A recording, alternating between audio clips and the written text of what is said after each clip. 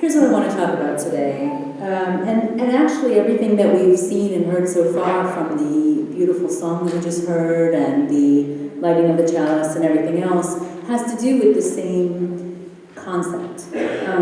When you first think about it, what do you believe? And why do you believe that?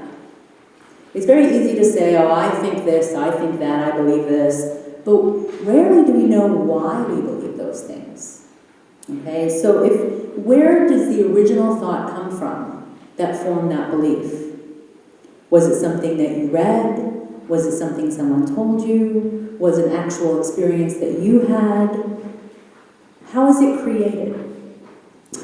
So, going back again to the elephant story, when we take in sensory information, and also the story of last night when I told you about the car crash and the flashes and all that kind of stuff, what happens with the brain is that it takes in information, just raw information, all right, through our senses. But then, once it comes into our brain, it has to be interpreted. That interpretation creates a story, almost instantly. Because if we experience something that feels pleasurable, immediately our mind decides that's something we want more of. That's a good thing. We're going to make sure that happens. If it's something that's not pleasurable, we try and avoid it. And all of our stories around it have to do with finding ways to stay away from it, be safe from it. All right? But they all can be pointed back to these initial experiences. If you think about anything that you have learned, can you think of anything that you have learned without a sensory experience? If you didn't have sight or hearing or taste or smell or being able to touch, how would you learn something? Now, many of you will probably be thinking, well, my intuition. But even intuition has to be interpreted. There's a knowingness that happens with intuition. But for our mind to really make sense of what it is that we're experiencing, it has to be fed through that. The reason I'm going into the whole mind and everything is because when we create stories in our life, when you think about telling an anecdote to someone you love, you come home at night and you're sitting down and you're telling the story of your day, you're telling them a story. The story may be true. The story may be mostly true. The story may be not very true, intentionally or unintentionally. But we tend to tell the story to prove or to further some sort of thought. All right? So if we want to tell a story that we think something happened to us that was absolutely ridiculous, the way we'll tell the story will highlight the ridiculousness of whatever happened. If we want to tell people that, oh, woe is me, I had a terrible day, this happened to me and that happened to me, and we feel in victimhood, then the entire story will look like that. We don't realize that every day we are creating myth. Now, one of the things I talk about in my class is the definition of myth itself. Most people interpret it as a false story, right? As in the 10 myths on why using chocolate on your face is not good for you. Personally, I don't have a problem with that. But those would be like fallacies, right? And then we have the myths, the ancient myths, the stories by cultures that didn't know any better, is what we're told in 6th grade, okay? But myth actually comes from the Latin word mythos, which means narrative or story. And basically, as human beings, that is how we communicate, through story. So it's not just the official stories that we tell each other, but it's how we actually even talk to each other. Just having a conversation with someone, you're telling them a story. This is what I did today. This is what happened to the car. This is why there's a big scratch on it. It wasn't my fault. It was the other guy, right? May or may not be true. It's a story. All right? When you go to the doctor and you get news, both positive and negative, the doctor is telling you a story about what is happening with you. It contains factual information, but it's still done in a story form. When we dream in story. So what I want to propose is that there is nothing that is not story in our life. Nothing except the actual experience that we have, which is devoid of story. And it is not until our minds get engaged that we create story. One of the reasons why when we text each other, how often have any of you, and I definitely would raise my hand for this one, have sent a text to someone and the other person completely misreads the intention in it, reads a whole different tone to it, or the other way around, where someone sends you something and it was this innocent little text that meant nothing, that was at face value, and immediately you read sarcasm into it. Or immediately you read passive aggressiveness into it, or you read whatever it might happen to be, when that was so not what the text was about in the first place. Why do we do that? We do it because the actual piece of information that comes in just might be, okay, I'll wait for you at home. Well, okay, I'll wait for you at home could be, okay, I'll wait for you at home. Or it could be, okay, I'll wait for you at home. Right? And the difference in the tone is the story that we have created about it. This person's mad at me. Now what did I do? And then we get reactive. Do I need to bring flowers? Or do I fight back and stand up for myself?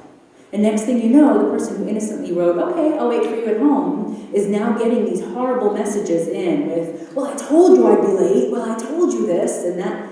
And now you've got an entire argument where there was none in the first place. So these stories about what things mean, they rule our entire life. So what do we do about that? That's the question. That's the question. So a story is created and lived as reality. When we interpret what has just happened to us, that becomes our reality. But if you can step back and say, is that actually what just happened? Is that actually what that meant? Is that what that other person meant? You can change your reality. It doesn't mean that the actual experience didn't happen. But the story about it is not necessarily authentic. Okay? It's what's meant by detachment in Buddhist studies and in a lot of other studies. It's that stepping back to be in the experience without creating a reactive mind story. So there are lots of cultures around the world who have different stories that make up the basis of who they are and how they see the world. When you look at indigenous cultures creation stories have to do with them being a part of the natural world. Quite often they are part of the same family as the natural world. In Hawaii, one of the creation stories is the story of Papa and Wakea, the earth and sky parents. And their firstborn child was the mountain Mauna Kea, which is on the big island of Hawaii. Their second-born child was born deformed. And so they planted this child at the base of Mauna Kea. And growing from that was the taro plant and all the vegetation in Hawaii. And the third-born child was a man. So therefore, in Hawaii, humans are siblings to the plants and to land masses. If you look at the world that way, you can understand why most of the belief system in Hawaii is about taking care of the aina, the land. Right? Malama ke aina, take care of the land. When you have a belief system where you are created separately, and the land and the animals and everything else on it is there for your consumption and created separate from you, you're going to have a different story.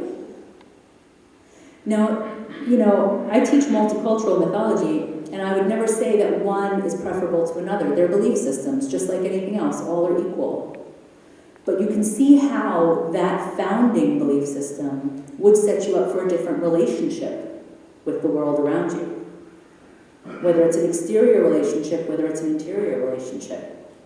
These stories get created, and we live them as reality. Bless you. That's all right. You'll have to sneeze. So in Hawaii, though, in addition to that, up on Mauna Kea, they now have observatories, all right, astronomical observatories. And there's a huge war of the minds, if you will, between what is the value of having them up there. To the Hawaiians, this is the closest place to heaven that you can get on Earth. It's a 14,000-foot mountain. You're above the clouds. You're very, very close to heaven. And in the ancient past, only the kahuna, the priests, could go up there. Now you've got scientists driving in four-wheel drive and creating these big metal golf balls to look at the stars. Why is it important for them? Because they're above the clouds, because the atmosphere is less, and because there's less distortion, and they can see our universe much clearer. Who's right, who's wrong? Depends on who you ask, right? So in one sense, they're furthering science. They're furthering our knowledge of the universe and everything else that's out there. On the other end, they're honoring what is deep within them and what is sacred to them. And neither side wants to give an inch to the other side. It's the same mountain. It's the same purpose. But the story of what is important, of what is valued, changes the meaning of what's going on. Each side sees the other side as a problem, rather than choosing to work together to find a way to make it work for both of them. And this is still ongoing today. Advertising.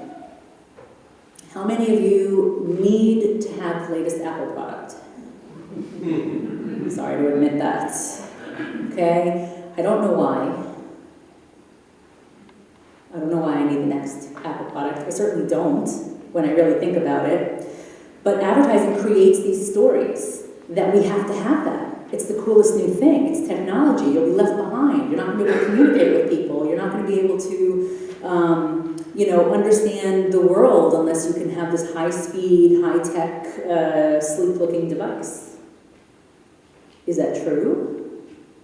Is that a fact? That I'll be left behind in the Stone Ages and I'll be deemed uncool if I don't have an iPhone? But advertising creates these stories in us. And we take them in and we believe them as real. Not everybody, obviously, but other people might have other stories about things they need to do. They need to go organic. They need to go gluten-free. They need to recycle. While these may be good things, that's interpretive. They're still stories. The story of why we choose to do those things. And what happens is, very often we stand and we puff ourselves up with pride because we're on the good side of things. We're doing the right thing. We're doing the right thing for humanity. We're doing the right thing for health. We're doing the right thing for society, whatever it is. It's still just a story. Stories can be good or bad. That first judgment when something happens that we judge about what we're doing creates the story. I want to be good for the environment. Personally, I think that's fabulous. It's still a story.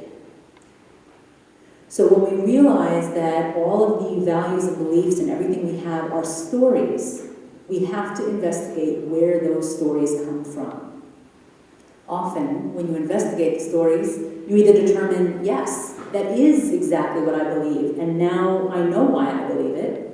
And sometimes you go, where'd that come from? I guess I had been told that a number of times, and now I believe it. So it's important to investigate the stories for ourselves. There are also belief systems that involve judgment and ones that don't involve judgment. If you live with a belief system that involves an eternal judgment, will you live your life differently than if you have a belief system that does not have that? Something to think about, right? I want to tell you a story about the nature of reality from ancient India. This is the story of Vishnu and Narada. I don't know if anyone's familiar with this. Vishnu is the sustainer god of the three. There's Brahma, Vishnu, and Shiva. So Vishnu is the one who sustains the world. And how does he sustain the world? With his Maya. Maya is that sense of illusion, that sense of the world around us, of the reality. So one day he was walking with his devotee, Narada, who is a poet and a scholar and his number one fan, devotee. And Narada says, you know what, you're talking about Maya all the time. What is Maya? I can't see Maya, I just see reality. Show me your Maya. So Vishnu goes, okay, let's go for a walk. So they're walking along and they go off into the desert, and Vishnu turns to him and he says, you see that pond over there? I'm really thirsty. Go get me some water from the center of the pond. So Narada goes, of course, absolutely, my lord, of course. So he goes over to the center of the pond, he starts walking into the water, and as he walks in, the water gets higher and higher and higher and higher until the water is above his head. Well, when he comes out of the water, he's a woman named Shushila. No memory of being a man, no memory of being Narada. He's now a woman. So she emerges from the water and she walks off into the nearest town, not quite sure why she's there. And she meets a lovely man, and they get married, and she bears children. And they have grandchildren, and they live a wonderful life, 60 years or more together. All of a sudden, there's a monsoon. Okay, oh no, the monsoon's the other version. Never mind. All of a sudden, he dies. All right? And in ancient Indian tradition, there's something called sati, which is when the husband dies, they're put on a burning pyre, and the wife, no matter how young or healthy or whatever she was, is put on that burning pyre because her worth is over. So she's lying in this funeral pyre, and as the flames are consuming her, she calls out, Vishnu! And all of a sudden, the flames turn to water, and Vishnu is standing there going, so, where's my water? None of that had ever happened. He was just lying there, once again Narada, by the side of the pond. Okay? Another version of that has him staying as a man and going to a well. And in the well, he pulls up a cup of water for Vishnu, but as soon as he looks up, he sees this gorgeous woman standing at the well. Forgets all about Vishnu. Doesn't that happen? You know, forget about God sometimes when you see your beloved standing in front of you in a person. But this beloved had beautiful eyes, had eyes that somehow spoke to him. He somehow recognized those eyes. And so he went home with that woman, and he met her family, and they all had the same eyes. And there was something very familiar about them, but he couldn't place it. So Narada married this woman, and they had children and grandchildren and lived there for 60, 70 more years. And then a monsoon came. See, I knew there was a monsoon somewhere. Then the monsoon came and flooded the entire town and destroyed the business and everything else.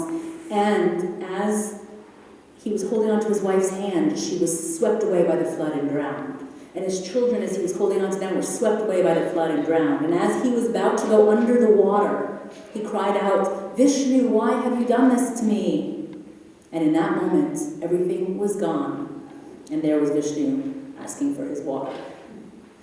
So the point of this story is the concept of Leela, the idea that the experience of life that we have is merely just the play of the gods. We create these stories, these illusions. It's not that life isn't real. It's not that we're not actually here and that this is not a podium. It's what we interpret it to mean is the elusive aspect of life. And we have the power to alter that illusion. You hear stories about people going through horrible tragedies, right? There's some beautiful, beautiful, heart-wrenching stories about people going through the Holocaust, but somehow staying joyful for their children who are going through it, or somehow finding solace in God, even though going through something so horrific. We can choose how we react to things, and that's how we create the story that we're living. What if there's no story? What if you don't interpret anything? Would you still exist? You're all experiencing this same talk. Some of you are probably going, wow, that is the most amazing talk I have ever heard. Maybe only one or two of you, maybe just that one. But then there are others of you that are like, this is so boring, I really need coffee, how soon can I get out of here?